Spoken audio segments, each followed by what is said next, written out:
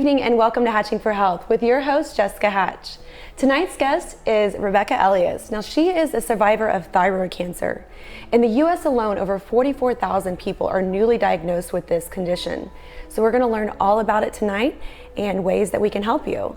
So good evening. Thank you so much for coming. Hey, of course. Absolutely. You're a good friend of mine, and after, some heated conversations and learning what you've been through, I thought I'd love to have you on. Why not go through, the struggles and obviously the blessing of where you're at today. So tell me, when this came about, was it something that you felt, were things off? Like, when was that moment, of wanting to get checked out? It'd been a stressful time, which usually in times of stress, your body, if you have something that's growing like a cancer, it tends to exacerbate and grow faster. And I was in tip-top shape, running marathons and everything, and I gained 20 pounds in a month. Oh, wow. And I was sleeping, I could sleep 24 hours and I still felt like I was exhausted. My skin would be dry and then it'd be oily and then my hair was falling. I had really big symptoms. Really? And I knew I'd had past thyroid issues after my second child was born, and they did a biopsy then, and it was benign. But they had told me, here's the warning signs to look for. Really? And symptoms. And so when I started getting all of those, I thought, this is exactly like what, they had said before. So that's when I needed to go to the doctor. So the thyroid, just for those that, aren't completely aware, where all does the thyroid, in the body? So it controls so much. It's so important. You can't live without it. So I have to take every day, since I don't have one now. I take medication every morning. I do a T3, T4 combination because those are the two things that your thyroid produces. And your thyroid is responsible for everything from your metabolism to your skin, whether it's dry or oily or whatever, acne and breakouts, to depression and anxiety, to your temperature. So as you know, we are out, I always get hot a lot of times and things like that. So it controls a lot. Absolutely. So with having children, so you're saying after the first one, they were actually, they found something that was concerning of possible thyroid cancer at that point, and they went after in my second, yeah. After the second, okay. Yeah. But that was benign at that point? It was benign, yeah. The doctor just, I was there for a routine checkup and was, feeling around and said, I kind of think there's something there. So I went and got an ultrasound and they said, let's do a biopsy. And they said, no, benign, you're fine. But I knew what to watch for. And then it really didn't pop up again. I didn't have any issues until going through divorce and everything. I think the stress just, Yeah, the onset of it all. Exactly. With having a newer baby. So how long after your second child was it that, you started having these more intensified symptoms and you went back to get checked out? So Hunter was, I think he was 4.5 or 5. By the time that we were going through the divorce. Okay. So the first biopsy, when it was benign, was probably a year after he was born. And so this, flash forward is 3.5 years or so. And that's when I really started noticing him. And it takes time to get into a doctor. I called a girlfriend of mine who had had cancer. And I said, I know you liked your doctor. And she gave me her name and number. Her doctor, she's Dr. Tiana Shiver. She was great. With Methodist. Here in Houston? Yes, so it took a while to get in, but once I was in, she was phenomenal. She knew exactly. She was like, you need to go immediately. Really? And what age were you at this point? So I had just turned 35. Okay, were people typically diagnosed within, 20s, 30s, or is it, I know you mentioned sometimes it's more common in an older population of women, is that? It used to be thought that way for sure. I think that nowadays it's getting diagnosed much earlier, much younger. I've heard people as early as 25. 35 is still pretty young. But a lot of times, as I was telling you, it's associated, thyroid issues or dysfunctions can be associated with pregnancy. Your pregnancies can have a effect on your thyroid and it can change it. Doesn't mean it's going to be cancerous, but it can change it and you can go hypo or hyper, in which case you would have to have medication to regulate your thyroid. Okay. So again, when you went in this second time, all the symptoms are there. So she's like, let's go in and do another biopsy. Is that basically what had to be done again? Same thing. They feel it. They'd send you for an ultrasound just to confirm that there's nodules. Okay. that they're worried about and the size and everything. And then from there, yes, I went and had a biopsy done, and it's a needle biopsy. It's really painless for the most part. It's interesting though, because when I had the one done when it was benign, it did not hurt. I had no feeling at all when they did it. When it was cancerous, when they put the needle in to do the biopsy, it was searing pain. Oh my gosh. It was like just this instant change. It was weird. Yeah. I just kind of had this feeling like that's not, I knew something was wrong. So at this point, were you and your like now ex-husband, were y'all together? Okay, so So I was diagnosed 2.5 months after my divorce was finalized. Wow, so you were alone. Yeah. Like you weren't in a relationship yet. Someone that would, significantly be there in the room with you. So you went through kind of that initial process alone. I actually did, yeah. I drove myself to my biopsy. Oh God. And then drove myself home. I have wonderful parents, and my mom, she lives here and she was with me all the time. My dad lives in Colorado. Of course, he came for the surgery and stuff. Yeah. But yeah, it was a weird time. So from the time they did the biopsy to actually giving you the news that it was cancer, what was that, like a week or a few days? So it was like within 2 weeks, and she actually called me on the phone and she said, I don't ever call patients and give them this news, but it's serious. I was stage 4 at the point. So it was get in now, like you need to have surgery. And I was scheduled for surgery within a couple weeks. So I had it removed on March 3rd. And this was in 2006. Okay. Is that right? No, sorry. Hunter was born in 2009. So this would be 2011, I think. Yeah, I think it was just 2011. So when you're diagnosed, they actually find the cancer in the diagnosis, of course.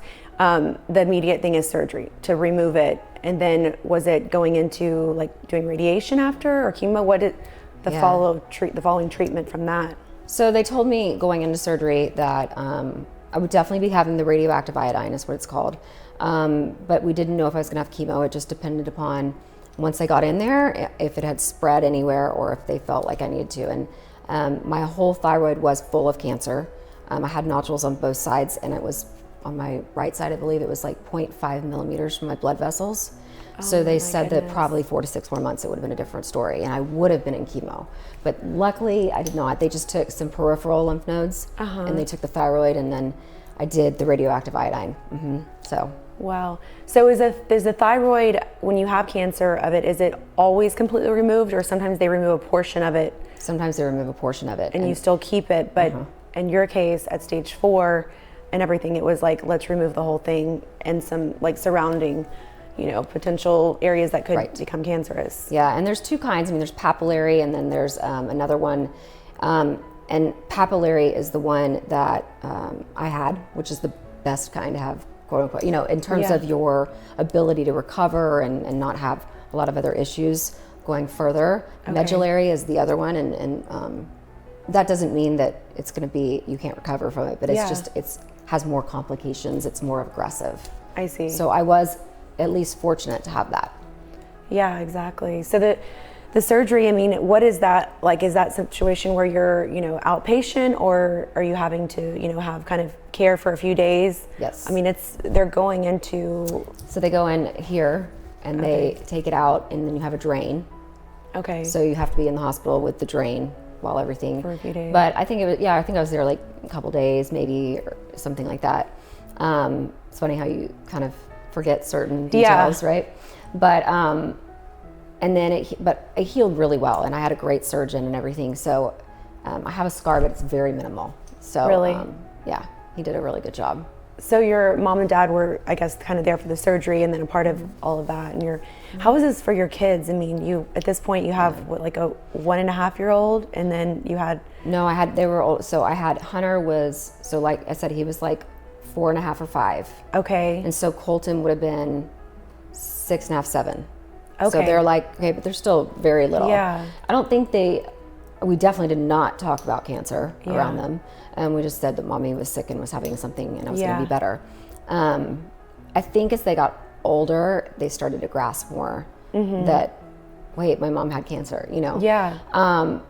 But they also know that through me that I'm fine, you know, that I recovered and everything's okay. Yeah. I think a lot of it with kids is keeping it light and keeping it more on a basis of need to know, not just they get scared. Of course, of course. The I guess kind of you call it, it's not radiation, but it's radioactive iodine, so it is radiation. It's a form, so it's not like typical radiation with cancer where it's you have radiation in a specific spot. When you have radioactive iodine treatment, you actually swallow, it's like a pill, and you swallow it and you become radioactive. So you have to be in isolation for a week.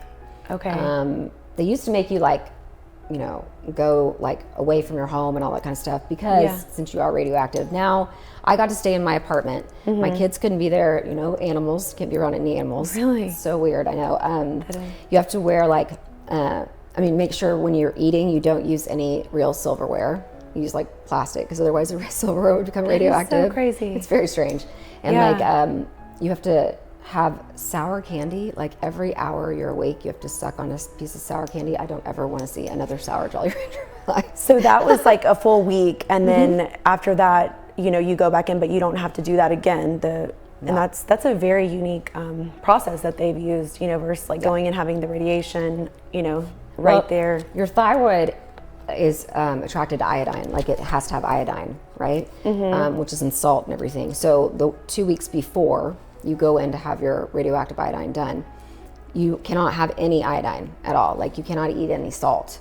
Okay. You have to deplete your body of it. So then when they give you the radioactive iodine, your thyroid's going to eat it up, right? Because it needs it.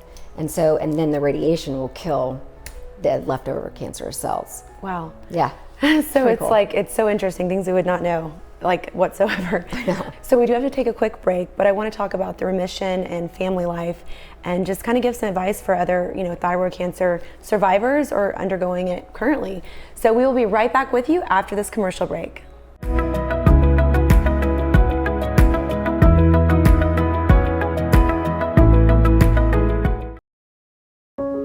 Imagine hearing the news as a parent that your child has been diagnosed with a condition that is degenerative or life-threatening. Now imagine being told that there's little to no research for the condition that even exists, making it difficult to try and figure out what to do next.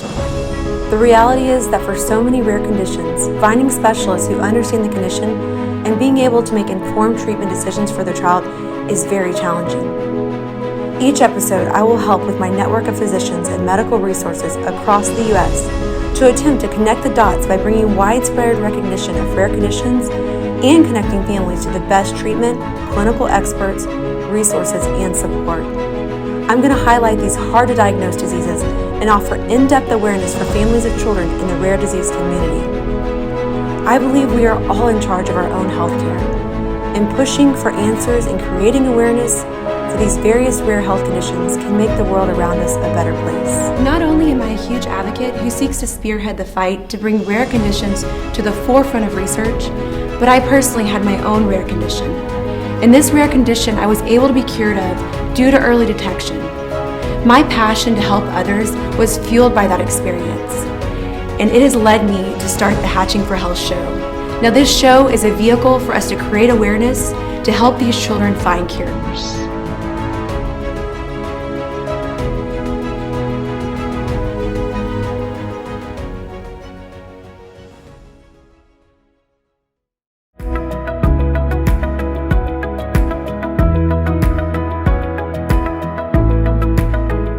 Welcome back from the commercial break. If you've just joined us, we have Rebecca Elias here, who is a survivor of thyroid cancer. So we've been learning about everything from when she was diagnosed to where she's at today. So going back to, you know, you just had the cancer removed, undergoing surgery.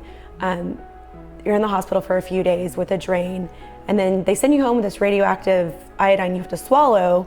So that goes on for a week, and then what's next for a patient, you know, undergoing what you did? So when you finish your week, you go back, like I was at Methodist, you go back and they do a full body scan.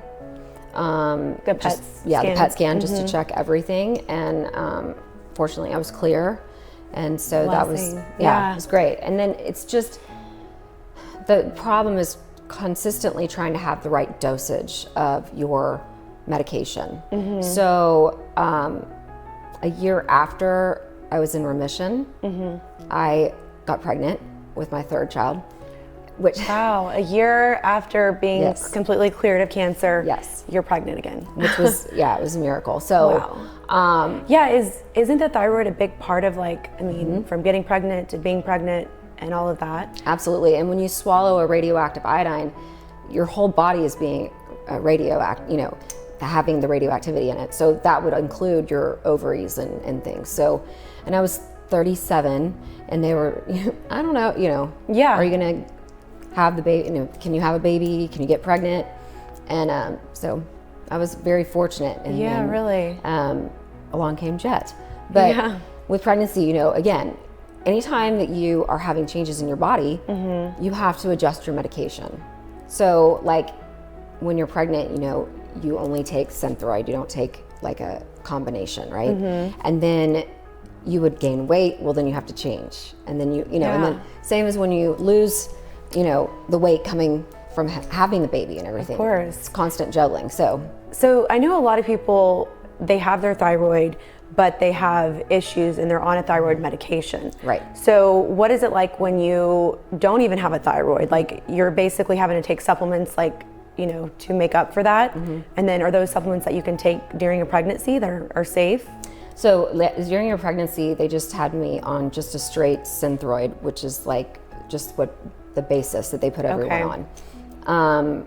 Afterwards, for me, what works best, and like my husband has Hashimoto's, which is just another thyroid disorder. Okay. He has his thyroid, but it's a disorder that he takes medication. We both like to take a combination, which is they call it a T3, T4 combo, because your thyroid makes both T3 and T4.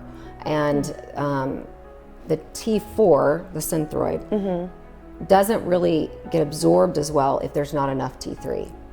Oh, so in other words, to balance it out. You need that combination yes, of the two. I fully believe in that. So that's when I started doing that, and that helped a lot. Yeah.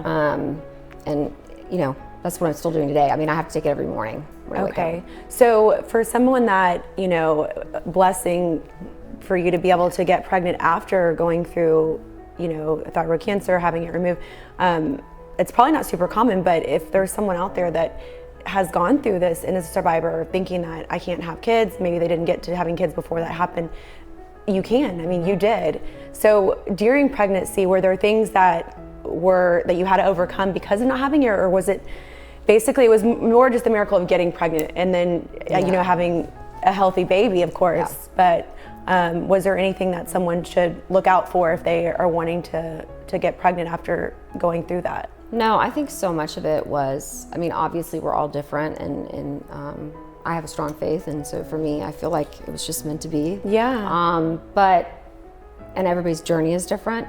I think a lot of it is just being relaxed somewhat. And for us, I think what helped was that we had 7 other children together, my husband and I did. Yeah. And so it was like, if we get pregnant, that would be wonderful, but no pressure, we're not going to do anything. Yeah. So maybe that was helpful for me. Just kind of the relaxed environment, like, a new husband, beautiful kids, this kind of, now merge of a family, and just, like a very good place that you guys were at. To then say, and if it happens, it happens. Right. And you were totally unexpecting it, but it did. It's like, totally, and now you have a beautiful little, he is, how old now? Jet is 4.5. And 4.5. Okay. So I have 14, 11 and a half, and 4.5. And then John I have 5 stepchildren. Okay. So, and his are 21, 17, 15, 13, and 11.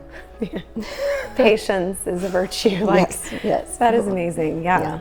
So completely. So where is your health at overall today? I mean, you strong. I mean, this is now, you've been in remission 6 years. 6 years. Okay. And so is there any certain, I guess probably typical checkups, but is there anything outside the norm that you have to do besides taking that medication daily? I think there's nothing that you have to do except take your medication. But I believe in having good quality of life and feeling my best. And I've struggled a lot with temperature control issues. For a while I was thinking of my menopause, even though I'm only 42.